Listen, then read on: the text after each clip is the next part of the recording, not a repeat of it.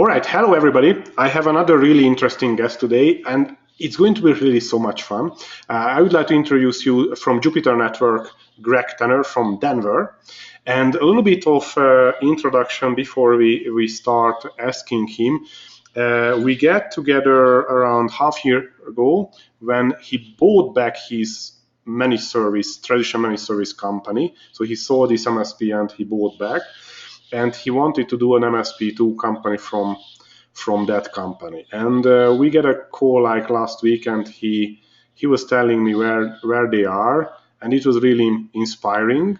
So this whole story is about making real or getting real what's going on in the marketplace and what's typical scenarios and reactions we can do. And this is not going to be like a traditional one. I swear, you guys.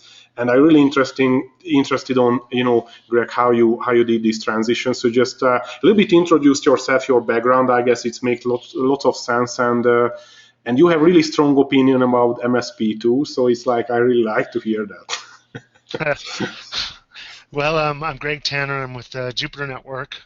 Probably know how Uber and Netflix and Chipotle, companies like that, adopt technology quickly, and that's what we do. We're technology quarterbacks.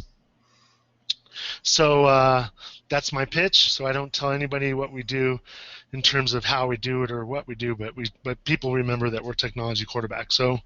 So nice. What is a technology quarterback? We're the people that sit in the back and we throw the passes to all of the technology pieces in your backyard. So that's kind of what we do. My background actually started this company in 1999 and grew it to just under 1,000 customers and sold it in 2008 to a very large MSP conglomerate here in Denver. And kind of went into a different mode, starting and building other types of companies.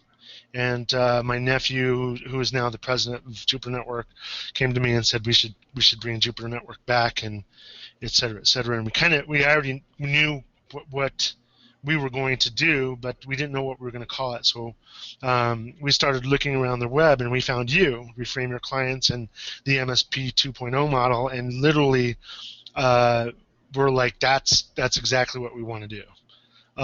So we bought the company back and essentially told all the clients that we don't do technology support anymore or technology. And I think they all looked at us blankly and said, why? And we quite frankly said there's no value in it and there's no money to be made in it. So we were going to change the model to something where we could bring value to the business and they can leverage our expertise, our knowledge, and our professional network.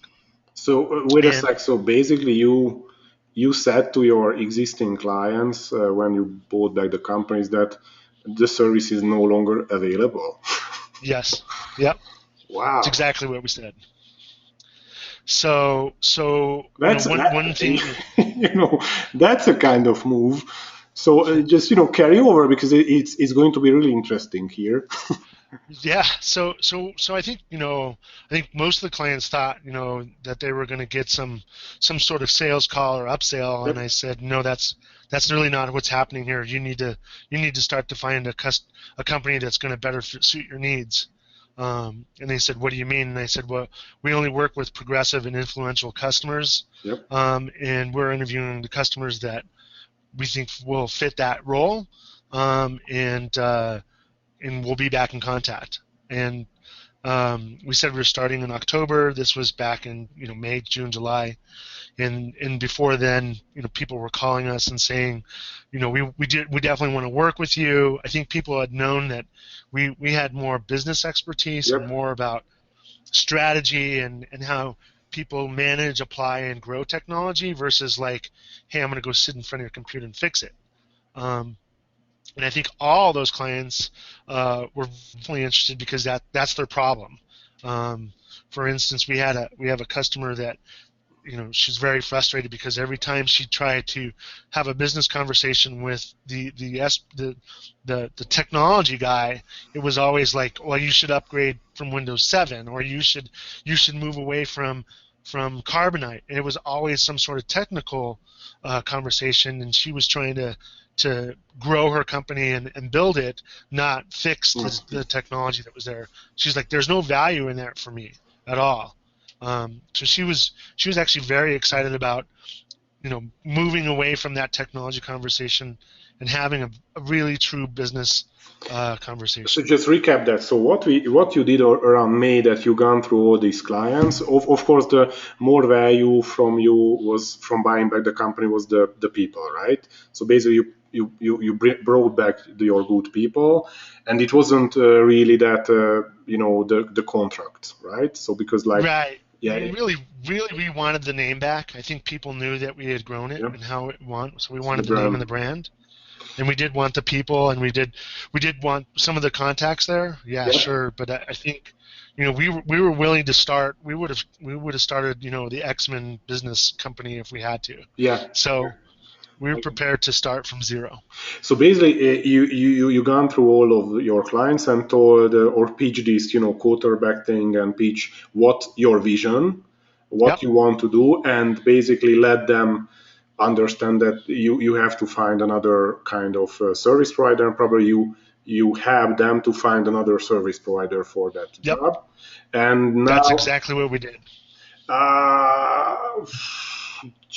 That's a kind of tough thing. Okay, and then you, based on that time, you designed the offering, you designed the what's behind the solution, and what could bring this vision, like this technology quarterback to the I would say the practicality, right?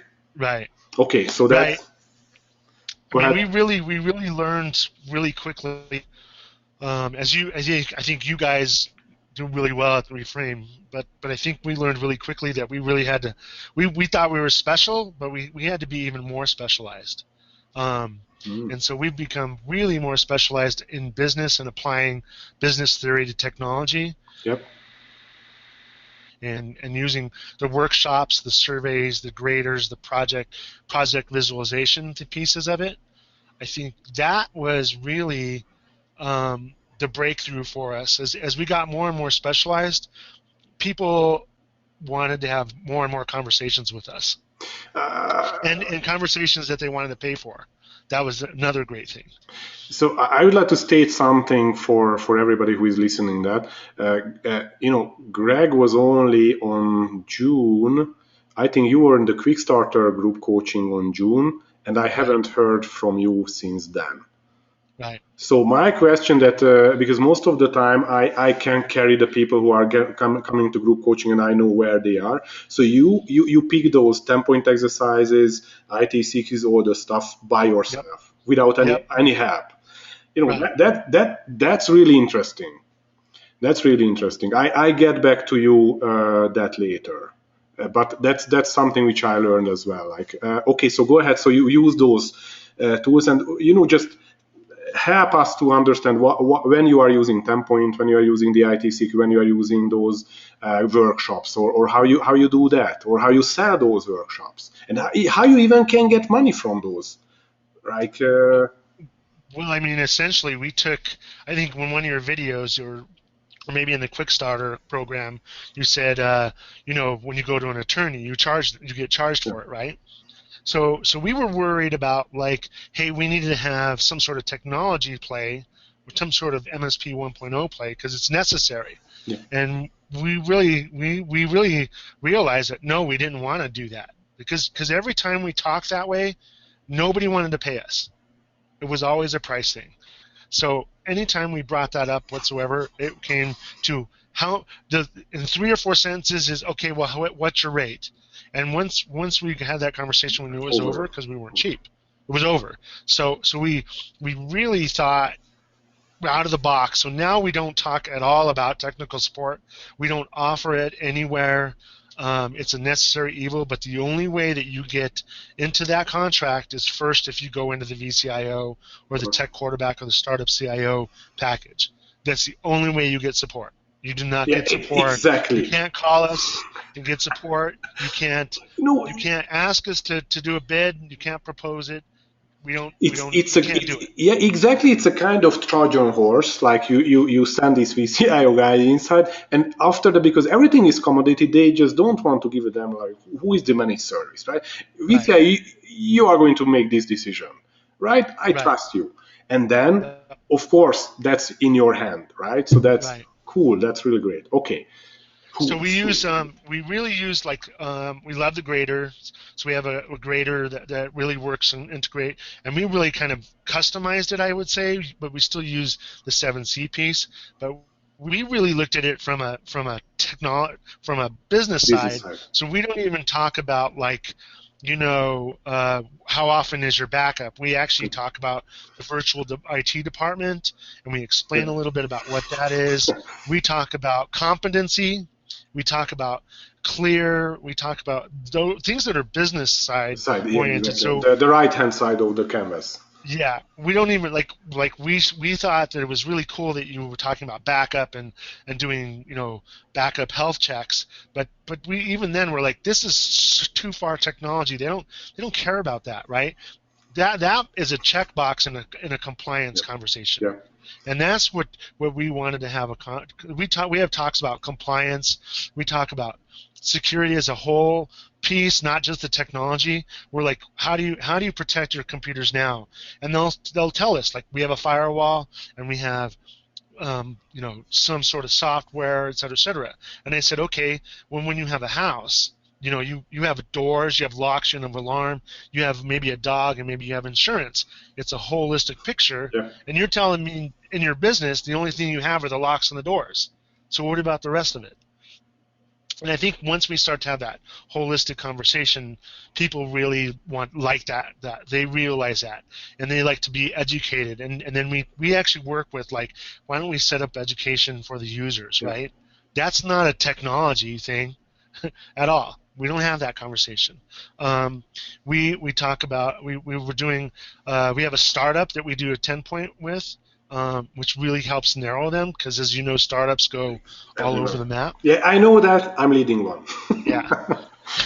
So the 10-point really helps us narrow everything. I think the first conversations that we've had with the startups was been really great, is because generally it'll be me or Angela will have that conversation with someone like yourself, and we'll say, so what is your goal? And he'll say, well, we really need to be operational. They'll spout something out, and I say, that's awesome. What about your team? Do they know that? And he's like, yeah, they know pretty quickly that. So we have this exercise. Go back and ask them what your goal is for the 12 months, and ask them for the top 5 ways they're going to reach that goal. And every single time, nobody has been on the same page. Yeah, it's just enormous, right? Yeah, it's crazy. It's crazy. So it's crazy. that's a great exercise, and they bring us in, and they're like, then we do a 10-point, we narrow everything down, it works great. We get a sales guy that says we need a better CRM, right? Yeah. We love the term, like, you guys got a lot of data, but you're not getting any data back, right? Or you're not giving the data back to the Yeah, salespeople. it's Like, what we call, like, you have data, but you don't have information. correct, right? So you have, like, how many calls do your salespeople guys call? He's like, oh, we make 60 calls a day. Well, that's great. How many sales do they get? I don't know. I'm like, Broken. but you make 60 calls, but you don't know if you make any sales during the day. That's the kind of things I think that business managers and CEOs and presidents really like to hear. So have we talked about how we integrate it? How do we put it in? What platform it's? Don't have those conversations till 2, 3, 4 weeks down the line. That's perfect. Like, I may have a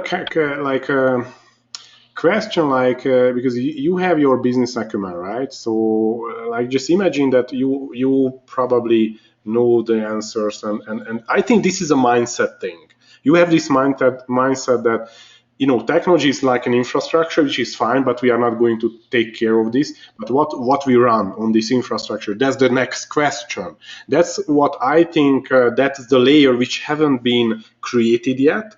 Like ERP people are so far on the top, right?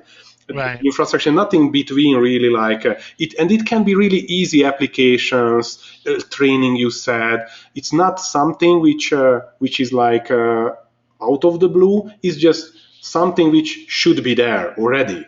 Correct. And that's And I why I think think, yeah, go ahead. And I think even more, you can become more specialized as a VCO, VIO, right? Yeah. So we actually focus on sports, microbreweries, and media industries. Those are things that we all know really well, I guess the and so we brewery, can. right? You are drinking What's lots that? of beers, and then you go to the gym, so you know these two industry, right? No, no, actually, it's we're the microbrew capital of the world, right? Yeah. So Okay. there's 500, 600 microbrews here. Wow. Um, and all of these microbreweries, it's interesting. We had a conversation with somebody, and they had an MSP. They had an MSP working for them, and I said, "Well, tell me about your fixed cost. Tell me about your distribution. Tell me about all of that stuff." And he's like, "I thought you were an IT guy," and I'm Yeah. like, "I'm not an IT guy. I'm a business guy." And you know And what? And what's really interesting? Your questions define you, right, right? So yeah. okay. So when we had that conversation with them, um, you know, I think he initially had an answer that he already had an IT guy or an MSP for him. After the conversation, he's like, "So how do we get to work with you? Because we're committed to this other company." And I said, "That's great. We don't play in that space. We're in this circle with you. We have our own surrounds client graphic." And I say, "We sit here with you, and this is how we work." And next thing you know, he's like, "So how does this work?" And I said, "Well, you do an engagement, and we start with a project plan, or project visualization. So Okay. so we don't come back after the first hour." So That's really interesting. So what's the next step? So this was like a first meeting. You pitch this idea. yep, You give lots of interesting questions, and they figure out, hey, this guy can something give to me, but you don't know what to say because you don't know their company that much. right. So what's the next step? The next step is we usually send a proposal out, where Okay. I say, "Would you like me to send a proposal over, and you can see how we work?" And I say, "You can say yes." It's a simple yes or no. Yeah. I usually send it by email, and they say yes, please, and we send the proposal off, and then they sign off, and we start. Okay. And what's in the proposal? So what's the service? The service is, we have an on ramp, or well, we don't call it an assessment, but we call it an on ramping fee, and then we have a 6-month minimum contract. Yeah. So right away So after the first meeting, you pitch this whole thing. yep. Wow. That's a kind of cool. So what's your closure ratio, or like what's how? So this is like only first meeting you get. hmm You do any project visualization or something like that, and then We don't close do the deal, or just close? no no we close it. That's a billable hour. So everything So after the first meeting, everything go to billable hours, or for the most part, so like we figure okay. we feel like we go from like maybe a phone conversation or a light conversation or an Yep. email, maybe a warm lead, Yep. and then we'll have maybe a phone conversation, and then maybe we'll have another conversation. That we think that takes anywhere from 40 to 40 minutes to an hour, Yep. all of those combined. Yeah. So that first hour is essentially, asking the questions like we're doing here, maybe sending an email or two out here, maybe sending them this. And we actually have a sample of our ITCQ grader Okay. we send out so that they can see that we have an actionable plan, that we can give them, and then generally towards the end I say, well, our next step is I send a proposal, and generally I'll say, if you want one, you can reply yes please or no, and so And every great. yes please has been, we've hit every 100% of those. That means like how many first meeting you had and how many close you had? Well, we've had 11 contacts, and we've hit 11 contracts. So we started on October 6th when we went live. Are you kidding me? No. So Wow. we're really lucky. We're really blessed with way things are going. And I think what I've felt, and we've had this conversation, is maybe we're not charging enough because it's too easy. Yeah, that's another thing, what you can tweak. But okay, let's. Who I get thousands of questions. So let's start. Okay, so you get this first meeting, you close it, but what is in the contract? Like some type of virtual CIO services you highlight what you do, or just a project? Yep. What's inside? How No, much is that if it's not classified? Just something like. So it's essentially, just like your vCIO service, right? We take that vCIO. Well, I guess it's your basic, and that it's essentially that model. So you that's in the spreadsheet. so you use our pricing tool, Yep. but you customize that. So you get the basic as a main step, Yep. and you just customize a little bit of or more. It's really we try not to customize it. We basically say this is the pack. So we have 3 packages. We have a startup CIO package. Okay. And then we have vCIO and we have vCIO professional. So startup, okay. And in this case, like, what's the price range per month for those packages? So the smaller one is around just under 2,000 a month. Then the next one's I think just over 2,000, and the next one's like $4,900 a month. 49. So you have some okay. Holy cow! So you ramp up like in 3 weeks, like almost, I don't know, 20 grand recurring service. Right. Wow.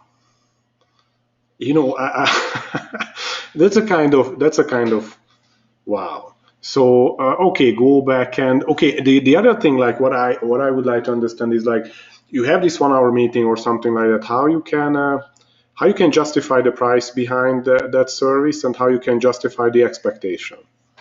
Well, the way we justify it is that we're really specialized, right? So when we talk to CIOs, we talk the lingo. Okay. We don't talk bits and bytes, right? We don't talk about computers or brands or technologies or anything. We talk about growth, traction, strategy, all of those things, like creating value, valuation, building your balance sheet, people, virtual growth and scalability, that sort of stuff. So we don't really talk about like storage in your Dropbox or your OneDrive or Office 365 at all in the beginning, because everybody that they talk to has already talked to them. Yeah, exactly. Right? Exactly. So that's wait a second. It's really interesting. So I'm a brewer now, and we have this conversation, and just a little bit mock play, or I don't know. So Greg, like, okay, and I have this brewery. I get, what's my value? Like, I have a brewery. Like, I see this sheet, like, $2,500 per month. What I'm going to get out of this, service? Oh, so we actually outline, like, the ITQC survey, and then the action plan that goes out of that. We do 1 project or 2 project visualizations for the 6 months. Also, and then they get the action plans. They also get, we actually had our own reports already, our what we call our status reports. Yeah. Okay. Also. So basically, you use the ITCQ process to see the exact problems and the action plan, which says you're the virtual CIO. Okay, I was missing that. So of course you send the ITCQ, they complete it, and you tell them, like, the right hand side, and you can pick, like, this service is going to solve this problem, right? Right. And they don't get the ITCQ until they pay us. So no, that we don't just give it to them. So we tell them these are the things that you'll get, and then we start with the ITCQ after they paid us. That's part of the initial fee. Okay, so basically that's really interesting. I haven't seen anybody sold vCIO. So basically, you show them the structure, and what they buy is you and your structure or framework. Yep. Yeah, that was an initial thing. Like, that's why we call it 7C framework, because it's like a framework for you to answer all these questions what the ITCQ bring up, and that's how you can put together. And it's getting together now. So next release is going to be like lots of stuff inside. But that's really interesting. Like, see, because for me, like selling a $2,000 monthly recurring service for 6 months can be a big deal. But what I'm listening here and what I get back from other people as well, that when you talk about something like a business consultant thing, like this $2,000 is nothing, right? Right. So basically, when they buy like a consultancy, oh, $2,000 is nothing. But when they Right. buy IT, $2,000 is holy shit. Like show me the thing. Yeah. Right? There's no. Okay. I mean, literally, there's no way we could go in the space and get a $2,000 a month client. Exactly. We traditional MSP. Yeah. So that's really big. So when you go there and really show the business acumen and your consultancy thing and only that, it's put you in a different league. Right. And this league, $2,000 is not a negotiable, item. Right. Even you don't have to work yourself to the contract. It's like, you know what, you are going to be pleased if I serve you, rather than Right. please customer, give me a chance kind of thing, right? Correct. Right. Wow, And that's huge. it's awesome because, I mean, we tell them it's a proven methodology, and then the minute they see the action plans or the 10-point or the ITQC or any of that stuff, they're like, wow, this is great. They're used to getting a report that your computers have been up for a month, right? Or their gadgets they get something, and they're like, I don't know what this means at all. It's really interesting. Like I had a conversation with Brandon Baker last week, who did the same. He didn't close the deal for a year, and he started with this type of 10-point exercise thing, and he started to close again, but way higher, contracts. And that was many other people who started like 10-point exercise, really interesting way to start those items. But it's like a little bit of, I'm not saying it's a smokes and mirrors, but we as IT guys, we haven't really showed our mystery, right? We always fixed something which was tangible instead of something which wasn't tangible. And I don't know, it's like a kind of, if you put this misery layer and show them that this is tangible still, like behind the misery there are frameworks, there are templates, there are something, that's what they like, I guess. When I saw that, it was always like, wow, the structure is great, these action plans are great, so it feels like it's tangible. Right. And it helps you as well to deliver those services, because in this case it's tangible what to do, not like holy shit what I'm going to do. And I think really what turned the light bulb on was when we were kind of setting this all up, I think in July or August, and we started to have this conversation about, like, part of the problem is like, let's say we were going to use a firewall, okay, right, to use it, right? We were like, well, we got to sell this firewall because we're going to sell these other services, and that's actually the wrong way to sell it, right? If you're an attorney, and say, Dennis, you're going to get sued, right? You're going to go to the attorney, and the attorney's going to say, well, we're going to get a forensic accountant, we're going to get a private investigator, we're going to get, all of these things for you, right? You don't tell the attorney, oh, well, I'm going to go and I'm going to shop those around, and I'll come back to you, right? You don't. No way. But in the IT world, I just told you I'm getting you a firewall. You go to MicroAge, you go on the net, and you start looking for, hey, can I do this? Do I really need this guy, right? And so we removed that. That's why we got rid of that. That's literally when we decided we're not doing tech. Because what's the point? If we tell them we're going to get you a Dell Latitude, you're going to go on the internet and you're going to find a Dell Latitude, right? So now I don't have any value at all, right? And I just gave it to you for free. Wow. So that's why we started to say, why would we give them the ITCQ for free? We put all this work into it, right? I mean, it's like a project plan. You don't go shopping for an ERP, and the ERP people go, well, here's your project plan. We put 8 hours into it, and here's how you're going to implement it. And by the way, are you still going to hire us? Well, why would you hire him? It's free. You just gave it to him. So the ITCQ is really a billable hour. I mean, the project plans are billable hour, right? Exactly. The only thing that I mean, even the graders, I think some of them are billable because you put a lot of time and effort into that. Yeah. We pay each other ourselves for that, right? Yeah, and the other thing, like what I like on those spreadsheet, the pricing spreadsheet is the following: everything is go to monthly recurring service. Anything Right, you do, because what you do is like even a half year or a year plan or contract, you put all this stuff what you are going to do during the year. It could be anything. It could you can put anything there, right? right, And you see how many hours, and you committed to do that on based on those hours, right, and you divide it and you sell it like a service, and that's all, and that's really pays off, because in this case everything what you do, it's really important, is generating monthly recurring revenue, and it's everything you add is going to add to this monthly recurring revenue. So you start 2 grand, probably 2 years time it's going to be like 5 grand, because they add so many additional service there, everything is going to the stack, onto the stack, right, right? It's not, you don't have to sell what you sold once, you sold forever, because right. that's going to be every year, every quarter, every month, every week. So it's going to be a continuous service.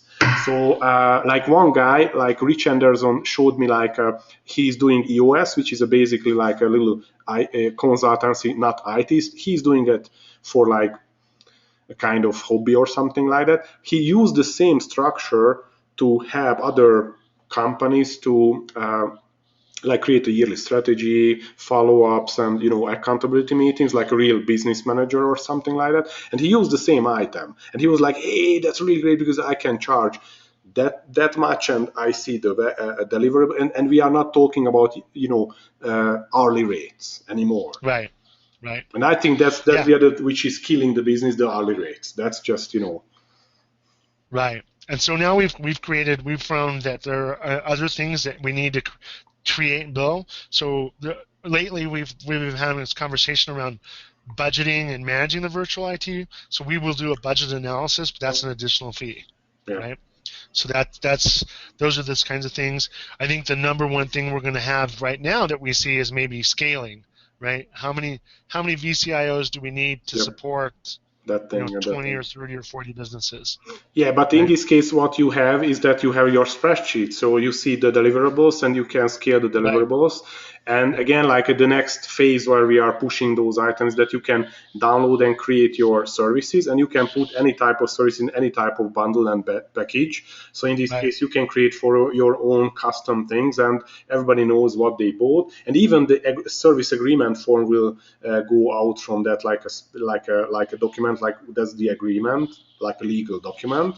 So Hmm. it's everything ties together. So it's like going to be support these things when you are going to have those problems. So Greg, like that was awesome. So if I always ask this, like when we end, kind of thing is like give three hint, tips, whatever, for many services, and I'm going to have a focus, like if I'm an MSP and I have my tech stuff and I have 15 people and I invested on that, so I can't, I cannot do what you did to restart the company or something like that. What would you suggest me to be able to start this thing and have the tech resources and the tech based services? Well, I would work. Kind of, you're gonna have to take some time, and you got to work on your business, right? Not in Yep. it. So that's the number one thing. You've got to make some time to do that, and it will take time and effort. Probably, I would take a man month, And full manual month to do that. And I would really focus on really working on specialization. So if you're really good at, vertical. healthcare now, or coffee shops, or the more specialized you That, get, the better you're going to be at it. And I would focus on a specialty and move forward with that, and still keep your MSP over here, and maybe have a new brand, call it, yeah. Joe's Consulting, and then you're because what will eventually happen, as you know, they're going to say, well, I still need support, and you can have this company actually bid on the services, right, Yeah. and Yeah. have its own little operation to do that.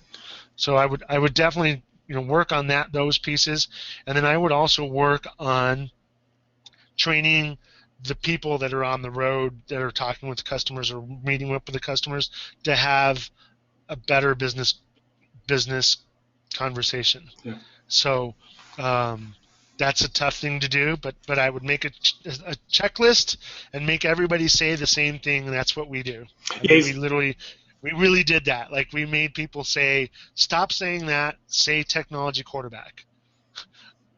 Don't say you're in IT. So actually, like, literally, that's what we had to do. So start with a value proposition, create a value proposition, and include it to the message, and then create the service offering. Try that with a couple of clients, and when you are comfortable, that put it on a flag, create a new brand, create a new website, create a new identity. It's probably the same company, but it's like having a same brand, and start separately from that. That makes sense.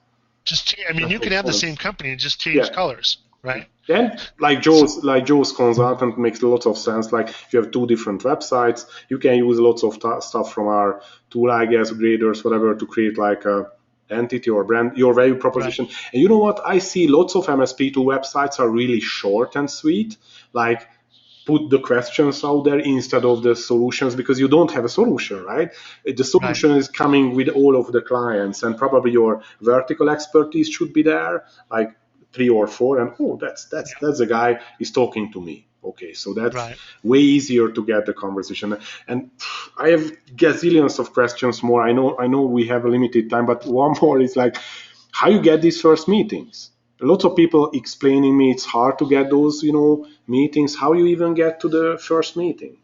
Well, like I just said, I mean, I go, hi, I'm you know how Netflix or Uber use technology to grow. That's what we do at Jupiter Network. I'm a technology quarterback. My name's Greg Tanner. And then the next question is, what is that? What is that? And so I get to say, I apply, manage, and grow technology for companies, and I tell them what I see is, businesses are dealing with technology as a an application or a piece of hardware, not in a business sense, that the virtual IT department is growing leaps and bounds, and it's complex, and businesses are having a tough time. And I'd love to send you a grader so you can grade. You want to see a grader, or can I ask you some questions, and I'll send you a free grader? And they usually say yes. They love free stuff. And that's it. And then you are in the line. And sometimes I don't talk to anybody for months or a couple of weeks, and they don't remember anything about me, but guess what they say? You're the technology quarterback. The guy. And everybody remembers it. Yeah, right? And that's a tagline is really important. Right. I think you should trademark it, because if this stuff is going to go out, everybody is going to be a technology quarterback. I did. It's trademarked. It's on our website. All right, that's nice. One of the other things I think that really, I think in the Quick Starter Plant program, when we were in it, that really resonated to me, and from a business standpoint, was the why. That why video is really, I think people need to know that. If you can say the why and then the how, the what is easy. Yeah. Right? Our what is, we apply, manage, and grow technology. That's what we do. I mean, but we had a big why. It was a big challenge to get that why. And exactly, very tough. And you know what? What I realized is that even our startup, like, they called me vCIO guy and something like the same idea. But it's like, it's not. You can't do it alone. What you can do, you have a pitch, you have ideas, and you go and talk with clients and see what stick. And and then you can come back. And wow, that was like third time I said that, and everybody was there. Right. And and that's like, you can't you can't copy that. You should go through. It's a really thoughtful mind process to go through, as you understand. It's like, but when you realize that and you can see it and you understand that, it's revealing, right? It's just so cool. Wow, awesome, Greg. A big thank you for you. I think that's going to be a huge inspiration for this community, to be honest, because it was really interesting that we haven't talked for 2-3 months, and you picked everything from the learning management system and everything like that. So I'm a kind of surprised that by yourself you did it whole thing alone in that successful. Probably if I would be there, it wouldn't be that successful. So I can check it out as well. It did take me a couple of months. It wasn't like overnight. It was a lot of work. I mean, and there was a lot to digest, and I think sometimes it was hard to understand the continuity of the program. But I think once I've gone through it a couple, 2, 3 times, I understood, like, okay, this is how it comes together. Yeah, and when I see that you had the mindset, and you was looking for tools and holes here or there, but you had the mindset, which is, I think, what I wanted to say. Whoever I see that have the right mindset, they can do it fairly quickly, because you want to find the missing pieces. Whoever doesn't really incorporate the mindset, it's really hard. So lots of people say that I have to reframe myself first before I reframe others. So like whoever reframed can do it easy. Right. More easy, like lots of tools and whatever there. But if you can't get the mindset, you don't get the commitment, you don't get the the motivation, and you don't get the faith, because you had the faith and you want to push it through. So that's like a self-fulfilling prophecy. Like, I'm your quarterback, and hey, how? And then you figure out. Right. So that's Greg. Awesome. Thank you very much. And I think we should talk like in next 3-4 months and see where you are at that time. So it's kind of scary to me to think about that, but me too. Thank you again, Greg, and yeah, awesome. Thank you. Thanks again. Thanks, Dennis.